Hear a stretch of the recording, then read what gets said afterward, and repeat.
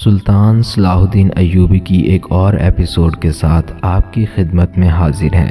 ناظرین کرام، چینل کو سبسکرائب کر لیں اور بیل آئیکن کو کلک کر لیں۔ العاضد نے مرنے سے پہلے اپنے محافظ دستے کے سالار رجب کے متعلق بتایا تھا کہ وہ سوڈان میں روپوش ہے، جہاں وہ سلطان ایوبی کے خلاف فوج تیار کر رہا ہے اور وہ صلیبیوں سے بھی مدد لے گا۔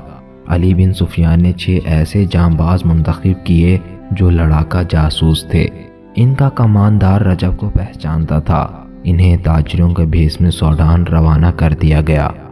جس وقت یہ پارٹی سوڈان کو روانہ ہوئی، اس وقت رجب سوڈان میں نہیں بلکہ فلسطین کے ایک مشہور اور مضبوط قلعے شوبک میں تھا۔ فلسطین پر صلیبیوں کا قبضہ تھا۔ انہوں نے اس خطے کو اڈا بنا لیا تھا۔ مسلمانوں پر انہوں نے عرصہ حیات تنگ کر رکھا تھا۔ مسلمان وہاں سے کنبہ در کنبہ بھاگ رہے تھے۔ وہاں کسی مسلمان کی عزت محفوظ نہیں تھی۔ صلیبی ڈاکوؤں کی صورت بھی اختیار کرتے جا رہے تھے۔ وہ مسلمانوں کے قافلوں کو لوٹ کر فلسطین میں آ جاتے تھے۔ لڑکیوں کو بھی اغوا کر لاتے تھے۔ یہی وجہ تھی کہ سلطان ایوبی سب سے پہلے فلسطین کو تاہ تیغ کرنا چاہتا تھا، تاکہ مسلمانوں کے جان و مال اور آبرو کو محفوظ کیا جا سکے۔ اس سے بھی بڑی وجہ یہ تھی کہ قبلہ اول پر بھی صلیبی قابض تھے، مگر مسلمان امرا کا یہ عالم تھا کہ وہ صلیبیوں کے ساتھ دوستی کرتے پھرتے تھے۔ رجب بھی ایک مسلمان فوجی سربراہ تھا۔ وہ سلطان کے خلاف مدد حاصل کرنے کے لیے صلیبیوں کے پاس پہنچ گیا تھا۔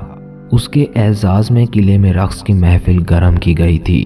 رجب نے یہ دیکھنے کی ضرورت ہی محسوس نہ کی کہ برہنہ ناچ ناچنے والیوں میں زیادہ تعداد مسلمانوں لڑکیوں کی تھی، جنہیں صلیبیوں نے کمسنی میں اغوا کر لیا اور رقص کی تربیت دی تھی۔ اپنی قوم کی بیٹیوں کو وہ کافروں کے قبضے میں ناچتا دیکھتا رہا اور ان کے ہاتھ شراب پیتا رہا تھا۔ اس کے ساتھ 2 مسلمان کماندار بھی تھے۔ رات بھر وہ شراب اور رقص میں بدمست رہے اور صبح صلیبیوں کے ساتھ بات چیت کے لیے بیٹھے۔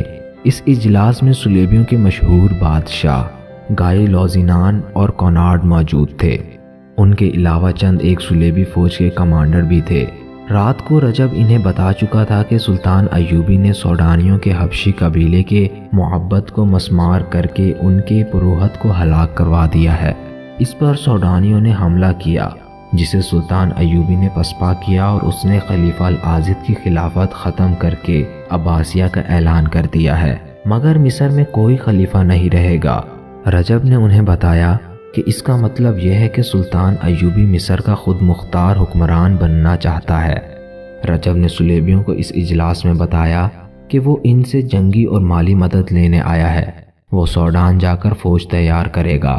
مصر میں بد نظمی اور ابتری پھیلانے کے لیے بھی اس نے صلیبیوں سے مدد مانگی۔ فوری طور پر 2 پہلو سامنے آتے ہیں جن پر ہمیں توجہ مرکوز کرنی چاہیے، کونارڈ نے کہا۔ جس حبشی قبیلے کے مذہب میں صلاح الدین نے ظالمانہ دخل اندازی کی ہے، اسے انتقام کے لیے بھڑکایا جائے۔ اس کے ساتھ سارے سوڈان میں جتنے بھی عقیدے اور مذہب ہیں، ان کے پیروکاروں کو سلطان صلاح الدین ایوبی کے خلاف یہ کہہ کر مسلح کیا جائے کہ یہ مسلمان بادشاہ لوگوں کی عبادت گاہیں اور ان کے دیوتاؤں کے بت توڑتا پھر رہا ہے۔ بیشتر اس کے کہ وہ کسی اور عقیدے پر حملہ آور ہو، اسے مصر میں ہی ختم کر دیا جائے۔ اس طرح لوگوں کے مذہبی جذبات مشتعل کر کے انہیں مصر پر حملہ کرنے کے لیے آسانی سے تیار کیا جا سکتا ہے۔ ہم مصر کے مسلمانوں تک تو صلاح الدین ایوبی کے خلاف کھڑا کر سکتے ہیں، ایک صلیبی کمانڈر نے کہا۔ اگر محترم رجب برا نہ مانے تو میں انہی کے فائدے کی بات کہہ دوں۔ مسلمان میں مذہبی جنون پیدا کر کے مسلمان کو مسلمان کے ہاتھوں مروا دینا کوئی مشکل نہیں۔ جس طرح ہمارے مذہب میں بعض پادریوں نے اپنے آپ کو گرجوں کا حاکم بنا کر اپنا وجود انسان اور خدا کے درمیان کھڑا کر دیا ہے، بالکل اسی طرح اسلام میں بھی بعض اماموں نے مسجد پر قبضہ کر کے اپنے آپ کو خدا کا ایجنٹ بنا لیا ہے۔ ہمارے پاس دولت ہے جس کے زور پر ہم مسلمان مولویوں کو تیار کر سکتے ہیں۔ انہیں ہم مسلمان اماموں کے روپ میں استعمال کریں گے۔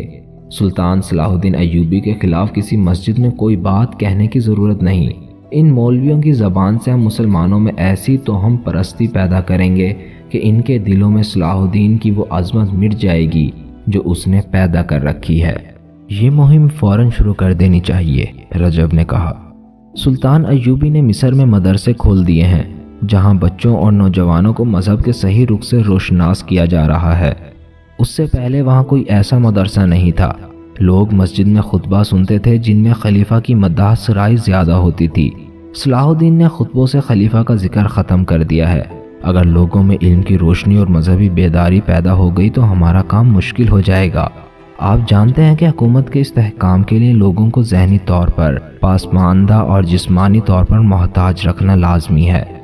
محترم رجب، ایک سلیبی کمانڈو مسکرا کر بولا، آپ کو اپنے ملک کے متعلق بھی علم نہیں کہ وہاں در پردہ کیا ہو رہا ہے۔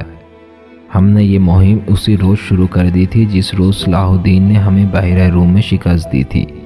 ہم کھلی تخریب کاری کے قائل نہیں، ہم ذہنوں میں تخریب کاری کیا کرتے ہیں۔ ذرا غور کریں محترم، 2 سال پہلے قاہرہ میں کتنے کہبہ خانے تھے اور اب کتنے ہیں؟ کیا ان میں بے پناہ اضافہ نہیں ہو گیا؟ کیا دولت مند مسلمان گھرانوں میں لڑکوں اور لڑکیوں میں قابل اعتراض معاش کے شروع نہیں ہو گئے؟ ہم نے وہاں جو عیسائی لڑکیاں بھیجی تھیں وہ مسلمان لڑکیوں کے روپ میں مسلمان مردوں کے درمیان رقابت پیدا کر کے خون خرابے کرا چکی ہیں۔ قاہرہ میں ہم نے نہایت دلکش جوا بازی رائج کر دی ہے۔ 2 مسجدوں میں ہمارے بھیجے ہوئے آدمی امام ہیں، وہ نہایت خوبی سے اسلام کی شکل و صورت بگاڑ رہے ہیں، وہ جہاد کے معنی بگاڑ رہے ہیں۔ ہم نے وہاں عالموں اور فاضلوں کے بھیس میں بھی کچھ آدمی بھیج رکھے ہیں جو مسلمانوں کو جنگ و جدل کے خلاف تیار کر رہے ہیں۔